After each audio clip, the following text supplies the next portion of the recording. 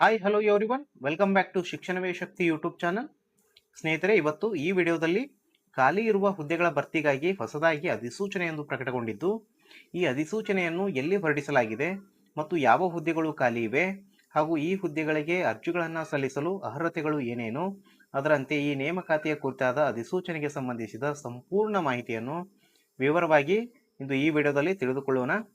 ಈ ವಿಡಿಯೋನ ಸ್ಕಿಪ್ ಮಾಡದೆ ಕೊನೆವರೆಗೂ ನೋಡಿ. ಅಲ್ಲದೆ ಇತ್ತೀಚೆಗೆ ಹಲವಾರು ಹುದ್ದೆಗಳ ಭರ್ತಿಗಾಗಿ ಹಲವಾರು ನೋಟಿಫಿಕೇಶನ್ಗಳನ್ನು ಪ್ರಕಟಿಸಲಾಗಿದೆ. ಆ ಎಲ್ಲ ನೇಮಕಾತಿಗೆ ಸಂಬಂಧಿಸಿದ ಅಧಿಸೂಚನೆಗಳ ಕುರಿತಾಗಿ ನಾವು ವಿಡಿಯೋಗಳನ್ನು ಮಾಡಿ ನಮ್ಮ ಚಾನಲ್ನಲ್ಲಿ ಅಪ್ಲೋಡ್ ಮಾಡಿದ್ದು, ತಾವು ಆ ವಿಡಿಯೋಗಳನ್ನು ಕೂಡ ನೋಡಿ ನಿಗದಿತ ದಿನಾಂಕದೊಳಗೆ ತಮ್ಮ ಅರ್ಹತೆಗೆ ಸಂಬಂಧಿಸಿದ ಹುದ್ದೆಗಳಿಗೆ ಅರ್ಜಿಗಳನ್ನು ಸಲ್ಲಿಸಬಹುದಾಗಿದೆ. ಸ್ನೇಹಿತರೆ, ತಾವು ನಮ್ಮ ಚಾನಲನ್ನು ಸಬ್ಸ್ಕ್ರೈಬ್ ಮಾಡ್ಕೊಂಡಿಲ್ಲ ಅಂದರೆ ಈ ಕೂಡಲೇ ನಮ್ಮ ಚಾನಲನ್ನು ಸಬ್ಸ್ಕ್ರೈಬ್ ಮಾಡ್ಕೊಳ್ಳಿ. ಹಾಗೆ ಪಕ್ಕದಲ್ಲಿ ಕಾಣುವ ಬೆಲ್ ಐಕಾನನ್ನು ಪ್ರೆಸ್ ಮಾಡಿ ಆಲ್ ಅಂತ ಸೆಟ್ ಮಾಡ್ಕೊಳ್ಳಿ.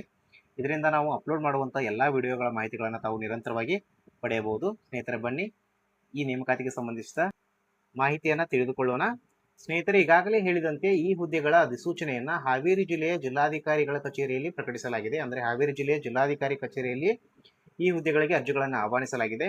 ಈ ಹುದ್ದೆಗಳಿಗೆ ಅರ್ಜಿಗಳನ್ನು ಸಲ್ಲಿಸಲು ಮಹತ್ವದ ದಿನಾಂಕಗಳನ್ನು ನೋಡೋದಾದರೆ, ಅರ್ಜಿ ಸಲ್ಲಿಸಲು ದಿನಾಂಕ ಈಗಾಗಲೇ ಪ್ರಾರಂಭವಾಗಿದೆ. ಇನ್ನು ಅರ್ಜಿ ಸಲ್ಲಿಸಲು ಕೊನೆಯ ದಿನಾಂಕ 30/6/2026 ಕೊನೆಯ ದಿನವಾಗಿದ್ದು, ಈ ನಿಗದಿತ ದಿನಾಂಕದೊಳಗಾಗಿ ಅರ್ಹ ಅಭ್ಯರ್ಥಿಗಳು ಅರ್ಜಿಗಳನ್ನು ಸಲ್ಲಿಸಬಹುದಾಗಿದೆ. ಇನ್ನು ಅದೇ ರೀತಿಯಾಗಿ ಈ ಹುದ್ದೆಗಳಿಗೆ ಸಂಬಂಧಿಸಿದ ವಿದ್ಯಾರ್ಹತೆಯನ್ನು ನೋಡೋದಾದ್ರೆ, ಸ್ನೇಹಿತರೆ, ಇಲ್ಲಿ ಪ್ರಮುಖವಾಗಿ ಈ ಹುದ್ದೆಗಳಿಗೆ ಇಲ್ಲಿ ಯಾವುದೇ ರೀತಿಯ ವಿದ್ಯಾರ್ಹತೆಯನ್ನು ನಿಗದಿಪಡಿಸಿಲ್ಲ. ಆಸಕ್ತರು ಈ ಹುದ್ದೆಗಳಿಗೆ ಅರ್ಜಿಗಳನ್ನು ಸಲ್ಲಿಸಬಹುದಾಗಿದೆ. ಹಾಗೂ ಈ ಹುದ್ದೆಗಳಿಗೆ ವೇತನ ಶ್ರೇಣಿ ಹೀಗಿದೆ: 27,000 ರೂಪಾಯಿಗಳಿಂದ 46,675 ರೂಪಾಯಿಗಳ ವೇತನ ಶ್ರೇಣಿಯನ್ನು ಈ ಹುದ್ದೆಗಳು ಒಳಗೊಂಡಿವೆ. ಈ ವೇತನ ಶ್ರೇಣಿಯು ಈ ಹುದ್ದೆಗಳಿಗೆ ಅಪಾಯಿಂಟ್ ಆಗುವಂಥ ಅಭ್ಯರ್ಥಿಗಳಿಗೆ ನೀಡಲಾಗುತ್ತದೆ. ಅದೇ ರೀತಿಯಾಗಿ ಈ ಹುದ್ದೆಗಳಿಗೆ ಆಯ್ಕೆ ಪ್ರಕ್ರಿಯೆಯನ್ನು ನೋಡೋದಾದರೆ, ಇಲ್ಲಿ 2 ವರ್ಷ ಸೇವಾ ಅನುಭವ ಹೊಂದಿರಬೇಕು ಅಥವಾ ಅದಕ್ಕಿಂತ ಹೆಚ್ಚಿನ ಸೇವಾ ಅನುಭವ ಹೊಂದಿದವರಿಗೆ ಇಲ್ಲಿ ಆದ್ಯತೆಯನ್ನು ನೀಡಲಾಗುತ್ತದೆ. ಅದೇ ರೀತಿಯಾಗಿ ಆಸ್ ಪರ್ ನಾಮ್ಸ್ ಪ್ರಕಾರ ಇತರೆ ನಿಯಮಾವಳಿಗಳನ್ನು ಇಲ್ಲಿ ಅನುಸರಿಸಲಾಗುತ್ತದೆ. ಈ ನಿಯಮಾವಳಿಗಳ ಪ್ರಕಾರ ಇಲ್ಲಿ ಆಯ್ಕೆ ಪ್ರಕ್ರಿಯೆಯನ್ನು ಮಾಡಲಾಗುತ್ತದೆ. ಈ ಹುದ್ದೆಗಳಿಗೆ ಅರ್ಜಿಗಳನ್ನು ಸಲ್ಲಿಸುವ ವಿಧಾನ ಆಫ್ಲೈನ್ ಮೋಡ್ ಇರುತ್ತದೆ. ಆಫ್ಲೈನ್ ಮೋಡ್ನಲ್ಲಿ ಅಂದರೆ ಖುದ್ದಾಗಿ ಇಲ್ಲಿ ಅರ್ಜಿಗಳನ್ನು ಸಲ್ಲಿಸಬೇಕಾಗುತ್ತದೆ. ಅಂದರೆ ಸಂಬಂಧಪಟ್ಟ ಕಚೇರಿಯನ್ನು ತಾವು ಸಂಪರ್ಕಿಸಿ ಖುದ್ದಾಗಿ ಅರ್ಜಿಗಳನ್ನು ಸಲ್ಲಿಸಬೇಕಾಗುತ್ತದೆ. ಈ ಹುದ್ದೆಗಳಿಗೆ ಪರೀಕ್ಷಾ ವಿಧಾನವನ್ನು ನೋಡೋದಾದರೆ, ಇದು ಕೂಡ ಇಲ್ಲಿ ಪ್ರಮುಖ ಮಾಹಿತಿಯಾಗಿದ್ದು, ಈ ಹುದ್ದೆಗಳಿಗೆ ಯಾವುದೇ ರೀತಿಯ ಪರೀಕ್ಷೆಗಳನ್ನು ನಡೆಸಲಾಗುವುದಿಲ್ಲ. ಇನ್ನು ಈ ಹುದ್ದೆಗಳು ಯಾವುವು ಅಂತ ನೋಡೋದಾದ್ರೆ, ಅಂದರೆ ಈ ಹುದ್ದೆಗಳ ಹೆಸರುಗಳನ್ನು ನೋಡೋದಾದ್ರೆ, ಇಲ್ಲಿ ಲೋಡರ್ ಹುದ್ದೆಗಳು ಅಂತಂದು ಹಾಗೂ ಕ್ಲೀನರ್ ಹುದ್ದೆಗಳು ಅಂತ ಖಾಲಿ ಇವೆ. ಈ ಹುದ್ದೆಗಳಿಗೆ ಅರ್ಜಿಗಳನ್ನು ಆಹ್ವಾನಿಸಲಾಗಿದೆ. ಈ ಲೋಡರ್ ಹುದ್ದೆಗಳು ಈ ಕ್ಲೀನರ್ ಹುದ್ದೆಗಳು ಖಾಲಿ ಇರುವಂಥ ಸಂಖ್ಯೆಗಳನ್ನು ನೋಡೋದಾದ್ರೆ, ಇಲ್ಲಿ ಖಾಲಿ ಇರುವ ಹುದ್ದೆಗಳು, ಲೋಡರ್ ಹುದ್ದೆಗಳು ಒಟ್ಟು 60 ಹುದ್ದೆಗಳು ಖಾಲಿ ಇವೆ. ಅದೇ ರೀತಿಯಾಗಿ ಕ್ಲೀನರ್ ಹುದ್ದೆಗಳು ಒಟ್ಟು 17 ಹುದ್ದೆಗಳು ಖಾಲಿ ಇವೆ. ಹೀಗೆ ಒಟ್ಟು 77 ಹುದ್ದೆಗಳು ಇಲ್ಲಿ ಖಾಲಿ ಇದ್ದು, ಈ 77 ಹುದ್ದೆಗಳಿಗೆ ಅರ್ಹ ಅಭ್ಯರ್ಥಿಗಳಿಂದ ಅರ್ಜಿಗಳನ್ನು ಆಹ್ವಾನಿಸಲಾಗಿದೆ. ಆಸಕ್ತರು ಅರ್ಜಿಗಳನ್ನು ಸಲ್ಲಿಸಬಹುದು.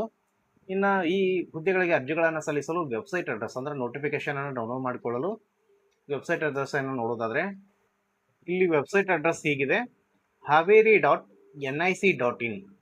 ಈ ವೆಬ್ಸೈಟ್ ಅಡ್ರೆಸ್ಗೆ ತಾವು ಆಸಕ್ತರು, ಅಂದರೆ ಅರ್ಜಿ ಸಲ್ಲಿಸಲು ಆಸಕ್ತಿ ಇರುವಂಥ ಅಭ್ಯರ್ಥಿಗಳು ಭೇಟಿ ಕೊಟ್ಟು ಅಲ್ಲಿ ಅಧಿಕೃತವಾದ ನೋಟಿಫಿಕೇಶನ್ ಅನ್ನು ಡೌನ್ಲೋಡ್ ಮಾಡಿಕೊಂಡು ಅದನ್ನು ಸಂಪೂರ್ಣವಾಗಿ ಓದಿ ಅರ್ಥೈಸಿಕೊಂಡು ತಮ್ಮ ನಿಯಮಾವಳಿಗಳು ಎಲ್ಲ ಅರ್ಹತೆಗಳನ್ನು ಪರೀಕ್ಷಿಸಿಕೊಂಡು ಈ ಹುದ್ದೆಗಳಿಗೆ ಖುದ್ದಾಗಿ ನಿಗದಿತ ದಿನಾಂಕದೊಳಗಾಗಿ ಅರ್ಜಿಗಳನ್ನು ಸಲ್ಲಿಸಬೇಕಾಗುತ್ತದೆ.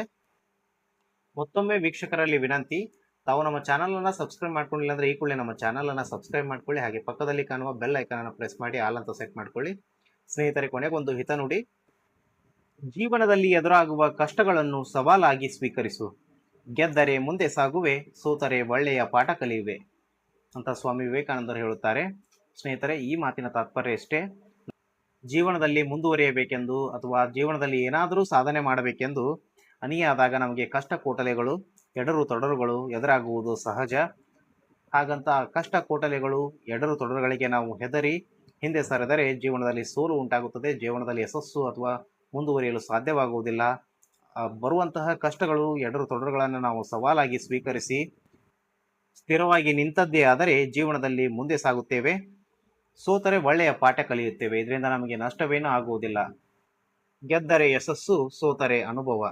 ಅನುಭವ ಅಮೃತವಿದ್ದಂತೆ, ಅಮೃತಕ್ಕಿಂತ ಮತ್ತೊಂದು ದೊಡ್ಡದಿಲ್ಲ.